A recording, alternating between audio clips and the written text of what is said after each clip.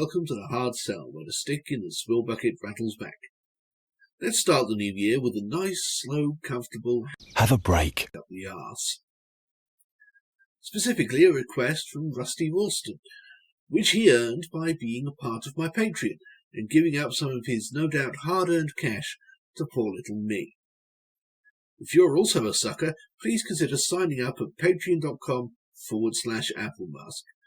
Details will be given again in the little advert at the end of the show. And then you too could suggest a subject or a break for me to do, and I'll probably do it, because I don't really have ideas of my own as often as you might think. Rusty also wrote some of the jokes in this episode, which you'll recognise because they'll be the funny ones. Anyway, this Have a Break comes from the 22nd of January 1991, and that forgotten British channel, S4C. Channel 4 is so iconic, with its blocked logo and its storied history of gradually selling out over the course of 40 years, that it still feels weird that a whole nation in the UK never had it at all until multi-channel television came in. They had this instead.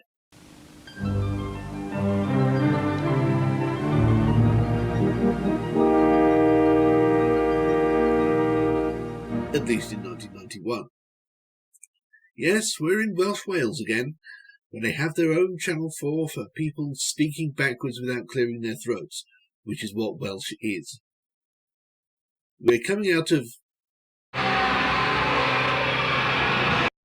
something or other, something youth-oriented by the look of it, not to mention that Sonic Youth amp-blowing soundtrack.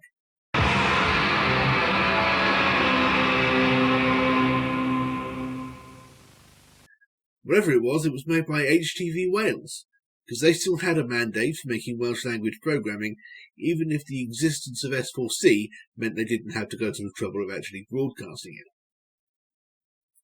Up next is The Wonder Years, in a shared slot with the regular Channel 4. But you'd have to look it up in the TV Times to know that, because there's no time for continuity here. Straight to the adverts, which actually aren't particularly Welsh at all, but oh well. Starting with technology, for creepy men. At Sharp, when we make a camcorder, it's simple enough for everyone to use. Including wannabe stalker paparazzi dads. In fact, we only ever put more advanced features in, so you'll get more fun out. The extremely low-light shooting facility in this model, for instance, with the most powerful zoom lens and the only colour viewfinder you'll find. I imagine this is supposed to be charming, and it probably is if you're not as jaded and broken as me, but I don't like how this advert seems to be emphasising the fact that the little girl doesn't seem to know she's being filmed. They're the sort of features that make a lot of sense, even when nothing else does. Now there's the face of a man questioning what he's doing. Little handheld camcorders were the latest thing to reach a low enough price tag, both in manufacturing and purchasing, to become widespread among the bourgeoisie and even the proletariat in the 80s and early 90s.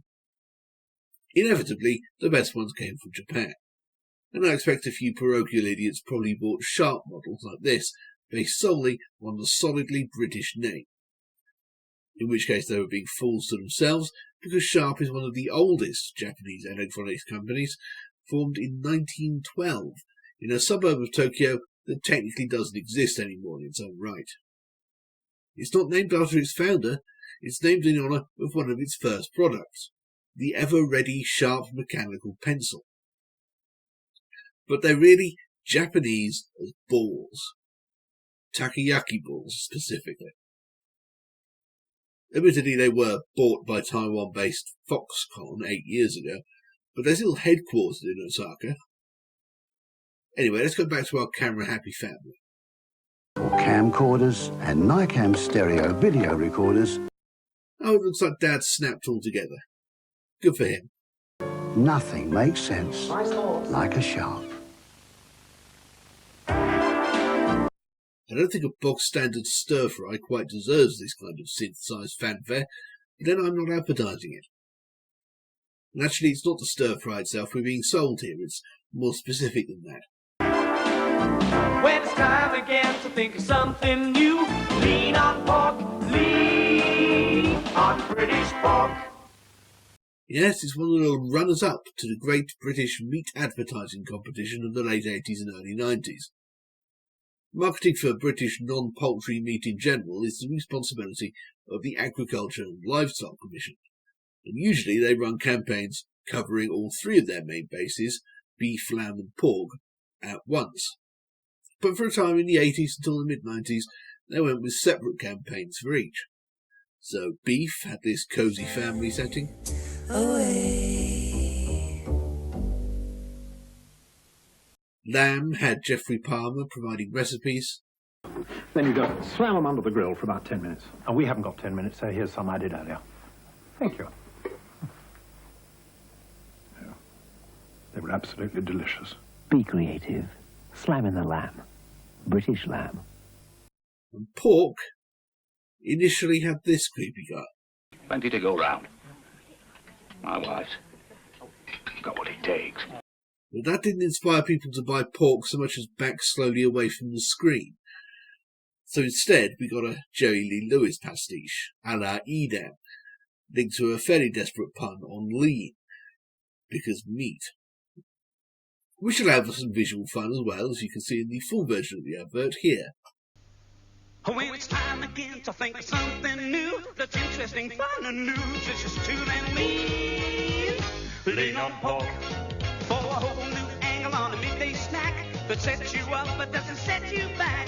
Then lean on pork. British pork has what it takes. It's lean and tasty, for goodness sake. So give them a meal they appreciate. Lean on pork, lean on British pork. This episodic, or more accurately multiverse structure, was a particular boon because it facilitated the later shortened versions, now seen in this break. Although you may have noticed that the stir-fry bit with the three brothers is actually horizontally flipped. Look, it goes to the left in the full version, to the right in the shortened one. Maybe they realised that left to right is more usual for Western eyes than Serpent's Breath. It's the direction we read in, and the direction we tend to subliminally expect conclusive action to take. Or maybe they just noticed they were leaning in the opposite direction to the slogan at the end, and that just looked untidy. Either way, it's just as well none of them were reading a newspaper or anything. British pork. We'd had a really good evening. That's nice. And on this one occasion, I didn't practice safe sex because I thought, well, it's just a one-off. Well, that was a daft thing to do. Who are you? Next time, I'd be more careful. I bet you would. Is it not? What is he then, a butcher? A librarian? Are we intended to guess? Is this What's My Line? Ah. Yes, this is all there is to this. Random city scenes, a regretful voiceover, and a short and very specific biography. Cut to black, the end, no moral. At least, not explicitly stated. Not yet.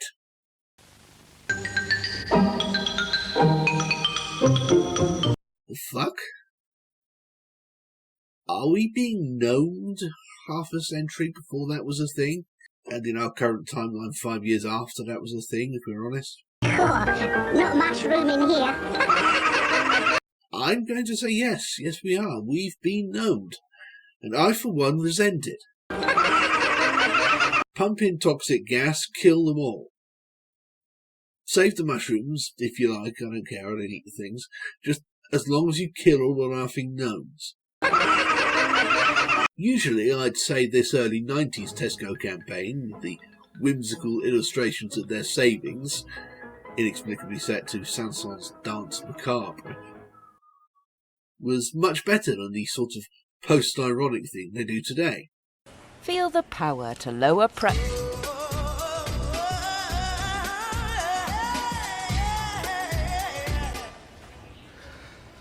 prices with Tesco Club Card. I'll make an exception for the gnomes, though.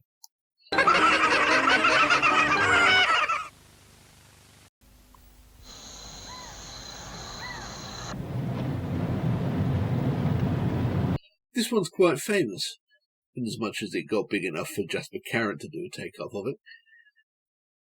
It's also quite troubling.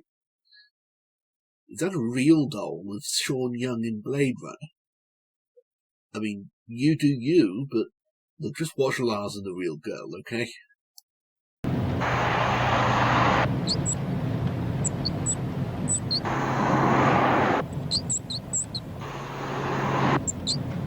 Okay, no, she's obviously just supposed to be asleep, but it's too unsettling. There's a difference between sleeping and inert. You know? No one sleeps this deeply without chemical assistance. He's kidnapped her, that's the obvious conclusion. He's kidnapped her and he's taking her to his desert lair in the middle of nowhere. And that's at best. At worst, he's murdered her, and he's hoping no one will notice.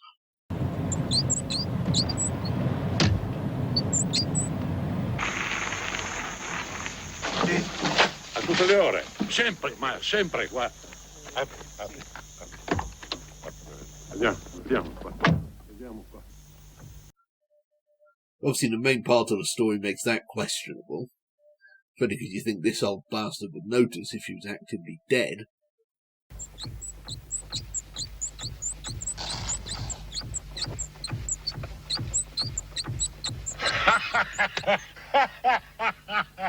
Ecco qua.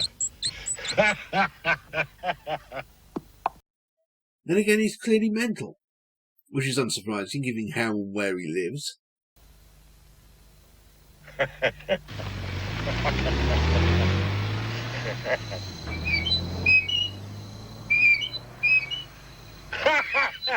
Don't stand there laughing at things that aren't funny. Call the damn pot of cheer. You brought a can of oil to her and she didn't move. She didn't even develop goosebumps. This is not normal.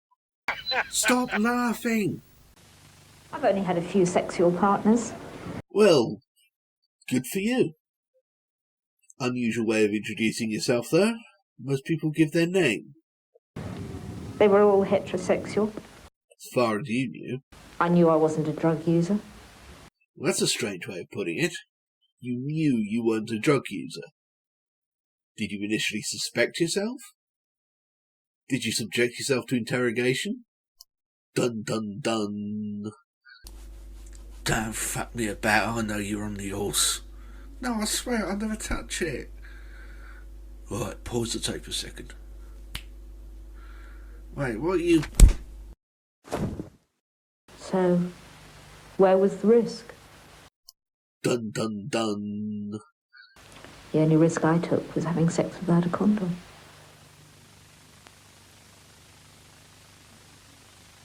So yes, this is how we were being warned about AIDS at that time. Sternly. With real-life testimony spread through commercial breaks. 2 in this case, but up to 3. Pointedly coming from various different lifestyles. Finally culminating in Jonathan Price's soothing voice and the Health Education Authority logo. HIV is the virus that causes AIDS. For more information, phone the National AIDS Helpline, free, on 0800 567 123. Except that this is Wales, and they had their own equivalent, which was using the campaign name Good Health Wales, and a friendly handwritten logo, which contrasted rather sharply with the forbidding sans serifs the English authority were using. Another format they were using at the time was solemn talking heads from doctors and professors and the like, explaining A, how AIDS worked, and B, why it was the apocalypse. We know for certain that HIV, the virus which causes AIDS, is spread by sexual intercourse from man to woman, and from woman to man. It is also spread by sharing syringes and needles during drug abuse.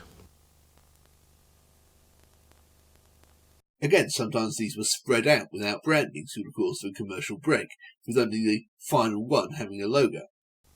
It's possible for someone to have the virus for up to 10 years without knowing it, and during that time, they can pass it on to others through sexual intercourse. These are effective in the same way a blunt instrument to the head is effective. Whack! That just happened. What are you going to do next? The whack in this case is metaphorical, of course, but the message is the same. Here are the facts. This is how it is. Now you need to decide how you're going to deal with it. It may not seem very serious now, like the greenhouse effect, but if we do not act, it could have a disastrous effect on the future of our children and grandchildren. Like the greenhouse effect, eh? Well, HIV drugs are now so efficient, and with access to them, the life expectancy of an HIV-positive person is more or less the same as that of a negative person, albeit less healthy. And they're improving on those drugs all the time. So, 1 out of 2 ain't bad. On 0800 567 123.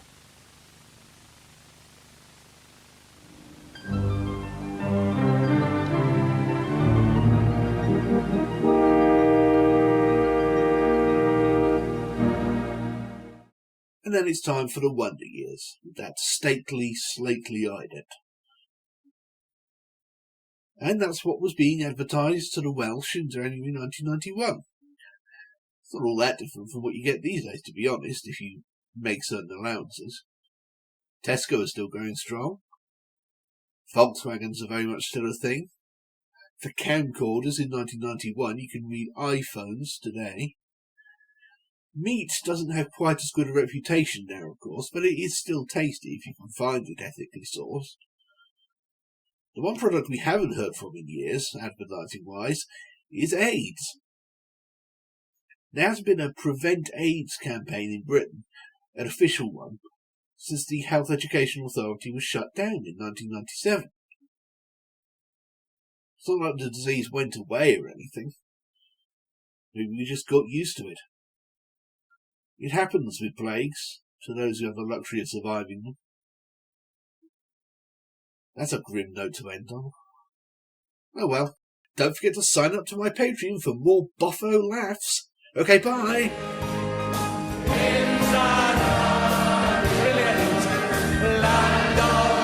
Okay, let's go. Good night. The start of the year.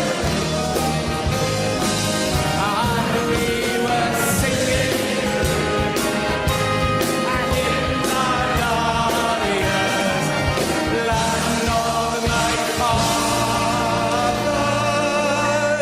are here. Oh,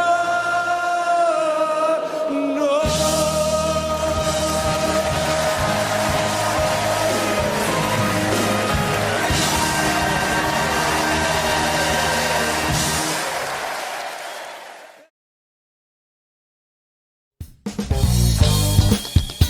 You just sat through a Bob the Fish production. Nice!